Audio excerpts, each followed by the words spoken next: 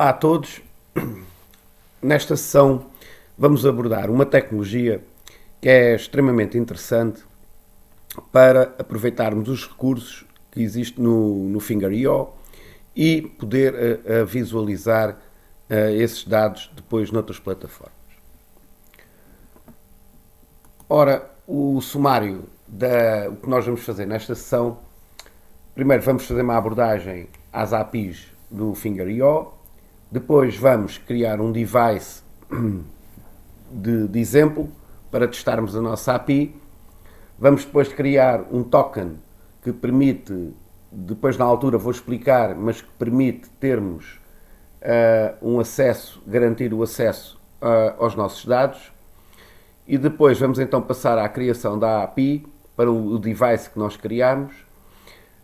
Vamos testar essa API no browser para visualizarmos os dados em formato JSON e depois vamos dar um pequeno exemplo como é que, através de JavaScript, nós podemos ir buscar os dados disponibilizados pela plataforma Finger.io.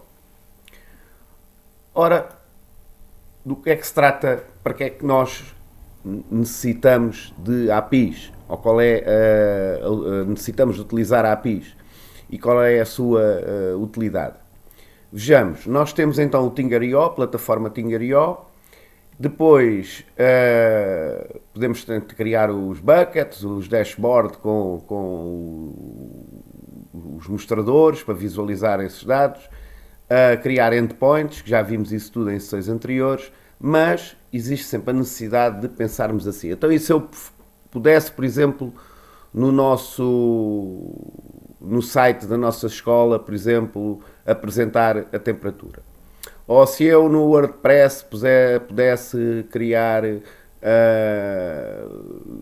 por exemplo, no meu WordPress pessoal, pudesse embutir lá os dados da nossa estação meteorológica. Há uma série de situações. Reparem que ele também tem acesso, para quem domina bem a programação, ele pode, por exemplo, pode utilizar a tecnologia curl.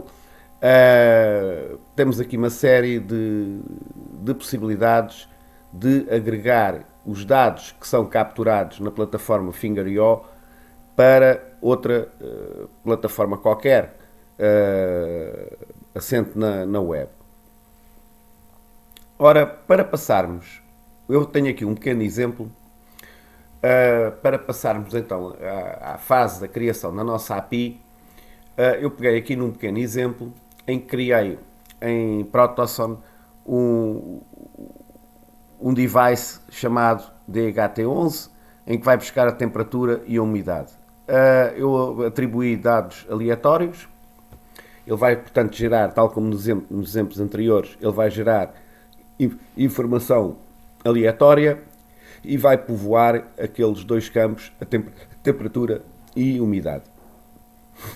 Podemos ver, temos já, portanto, o device, aqui temos já o device ligado, está online, está a enviar já a informação, e aqui em cima podemos ver aqui um menu com uma série de funcionalidades. São estas funcionalidades que nós vamos usar então nesta sessão, nomeadamente os tokens e aqui o separador API. Eu posso ver aqui na minha plataforma, eu tenho ligado, portanto podemos ver que tenho aqui já um device que eu criei com o nome Node.mcu, portanto eu tenho já a funcionar, está a enviar dados em muito pouco tempo, portanto vamos então passar agora a criação então vamos seguir o nosso menu, criação do token. Ora, para criar um token, nós vamos então, eu já tenho portanto tenho o meu device, que se chama, dei-lhe o nome de Node.mcu, podemos ver aqui, tenho aqui o token e já criei um token. Eu criei um token que diz nunca acaba. Eu já vou explicar porque é que dei este nome. A questão aqui é que os tokens têm, se nós criássemos um token diretamente na API, o que ia acontecer é que tínhamos apenas, salvo erro, 2 horas de utilização. E isto porquê? Isto é uma questão de segurança que o próprio Finger.io tem, para garantir que, por exemplo, se houver um ataque, qualquer coisa, aquele token, portanto, esta palavra passe, o token que aqui está, portanto, desaparece. Então, como estamos aqui numa fase de testes, o que é que nós temos que fazer? Vamos deixar isto sempre permanente, ou seja, o token não expira ao fim de 2 horas.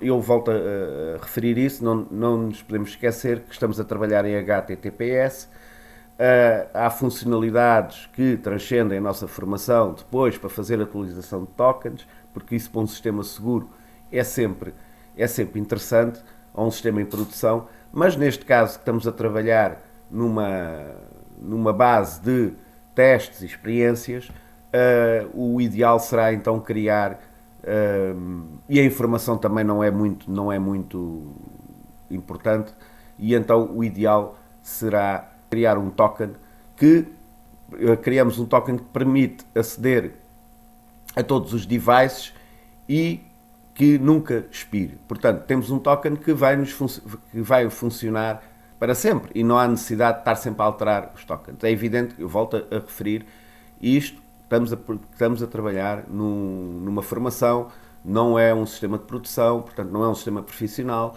e aí já teríamos que recorrer a outras tecnologias para fazer as atualizações dos tokens.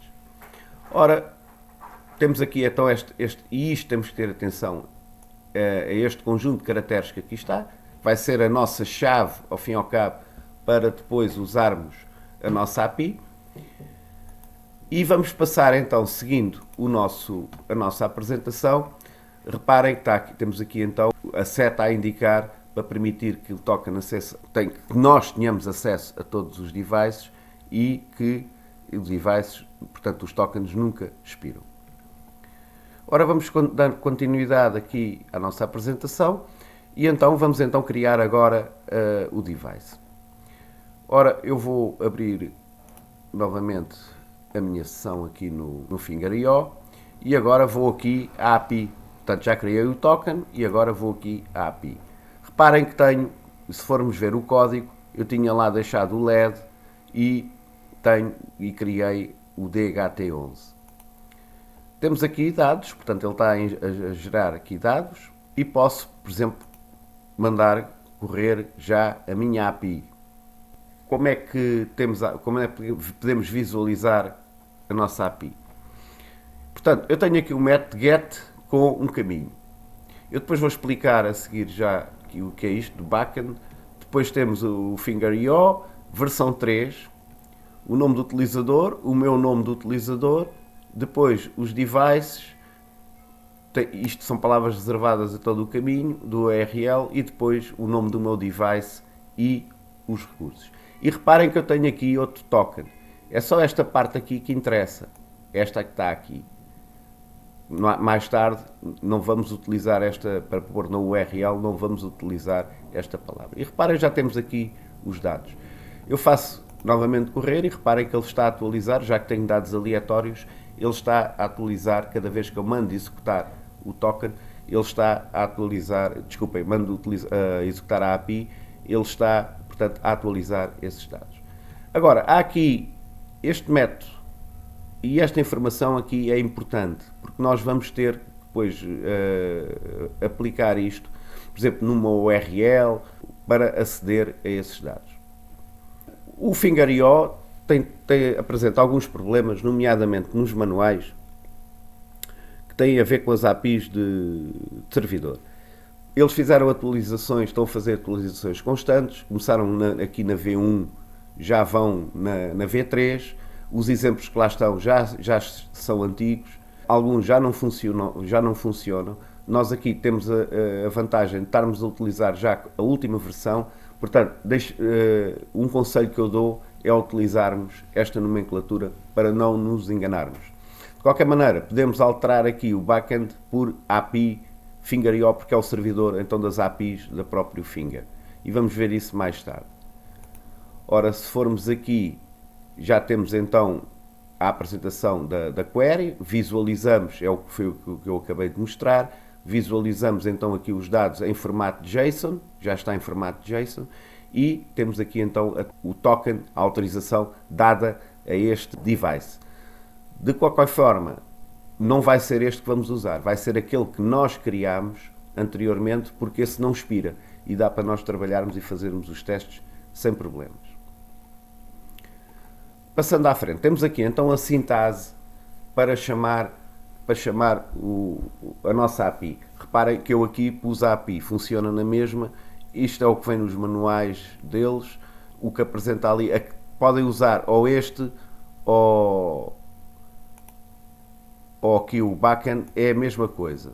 Aquele funciona também, portanto podem fazer o teste da forma que quiserem, funciona na mesma. Depois põe aqui o nome, isto é a sintase, põe o nome do vosso utilizador e depois aqui, isto são palavras reservadas, devices, aqui põe o nome do device que podemos ver, tenho aqui então este nome, vou buscá-lo aqui, device é a palavra reservada e este nome todo, este aqui NodeMCU, Resource, DHT11, vou buscá-lo aqui. Portanto, ele gera automaticamente este caminho. Tenho aqui o exemplo, portanto, como podem ver, já com o meu nome, os devices e depois o nome do device, todo o caminho do device. Depois, o que é que nós temos que acrescentar? Temos que acrescentar um ponto de interrogação com a autorização e vamos pôr aqui então o quê? Vamos copiar aquele token que eu criei, não é? Eu posso mostrar aqui. Estão a ver aqui o device token, vamos copiar isto e vamos pôr aqui à frente, da autorização. Igual, sem espaços, sem nada, não pomos nada. Não se esqueçam, é do ponto de interrogação, authorization, e depois colocamos ali o valor do nosso token. Passando adiante, já podemos então visualizar, e depois do token criado, já podemos visualizá-lo no nosso browser. Reparem que o formato que surge é em JSON. Portanto, todos os dados que são enviados pela API do Finger é sempre, e felizmente que é assim, é sempre em JSON. Isto é um padrão que se está a usar cada vez mais e é o ideal para enviar informação. Eu posso visualizá-lo aqui, reparem que estou a fazer aqui o refresh ao meu browser, ele já está ligado e está a receber, cada vez que eu faço um refresh, ele recebe então os tais valores aleatórios. Adiante, vamos agora para a parte da... Só que, pronto, nós queríamos fazer uma coisa melhor, com muito mais, uma apresentação, por exemplo, muito mais interessante, ou queríamos, como é que podemos embutir isto, por exemplo, numa página web, qualquer coisa, ou no WordPress, ou no próprio Moodle, como é que eu posso... Através de uma rotina de JavaScript. Ora, essa rotina de JavaScript, eu tenho aqui o exemplo, vai ser disponibilizado, e o que é que esta rotina está a fazer? Portanto, o que está a fazer é chamar a URL da API e depois vai apresentar os valores. Este exemplo vai ser disponibilizado na plataforma, tem o nome index.html e temos aqui a apresentação do código. Portanto, isto é o cabeçalho, não é? Com aquilo que nós vimos. Vamos criar aqui então a temperatura, dois campos, e o ID temp e a umidade, que vai capturar os valores que estão em JSON. E depois temos aqui então, entramos então no script, não é? De JavaScript. Temos a função então ler dados.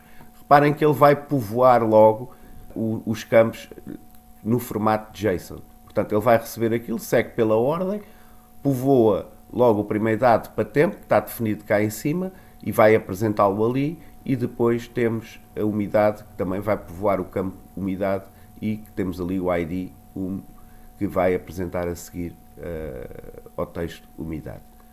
Outra coisa que nós temos aqui que dá muito jeito é a chamada então à função, isto ainda dentro do código de JavaScript, a chamada à função que está criada aqui, ler dados. Portanto, este ler dados vai ler os dados que vêm via get. Reparem que está aqui o caminho do meu device, está aqui tudo com o token. Portanto, é como se nós vamos buscar aquela experiência que fizemos com o browser. Se funcionar, depois é só copiar aquele URL e colocá-lo aqui. Depois temos então aqui uma chamada. A primeira vez ele faz uma chamada à função para povoar logo a página web, e depois a seguir temos uma outra instrução, que é estabelecer aqui um intervalo de 3000 milissegundos. Ou seja, 3 segundos acaba por ser isso. Ou seja, ele vai chamar sempre a função e vai atualizar essa função sempre 3 em 3 segundos. É evidente que isto, estamos a trabalhar com temperaturas, isto não é, se calhar não é o ideal, porque isso vai congestionar mais o servidor. Mas podemos alterar este valor, por exemplo, para fazer uma atualização 30 em 30 minutos ou 15 em 15 minutos. Pronto, é bem mais interessante e não congestiona tanto o servidor. Já agora, eu vou chamar aqui a função para vermos. Portanto, ela está com o nome, vai ser disponibilizada na plataforma este ficheiro em HTML, vai ser, portanto, disponibilizado, e depois podem-no testar. Eu vou abrir aqui com o Chrome, por exemplo, e podem ver que durante 3 em 3 segundos ele vai fazer a atualização dos dados. Já agora, interessante, podemos controlar o envio dos dados através da nossa plataforma. Então posso vir aqui ao Finger, vou aqui aos devices, escolho o device que está em execução e reparem que começamos a ver os tais dados 3 em 3 segundos. Ele está a enviar, porque a rotina está a chamar através da API o device. Reparem que ele está a enviar sempre dados constantemente, e aqui podemos ver os dados portanto, a serem enviados. Se eu fechar o meu ficheiro index que tenho aqui, vão ver que isto depois os dados já não vão com a frequência que nós estávamos a visualizar anteriormente.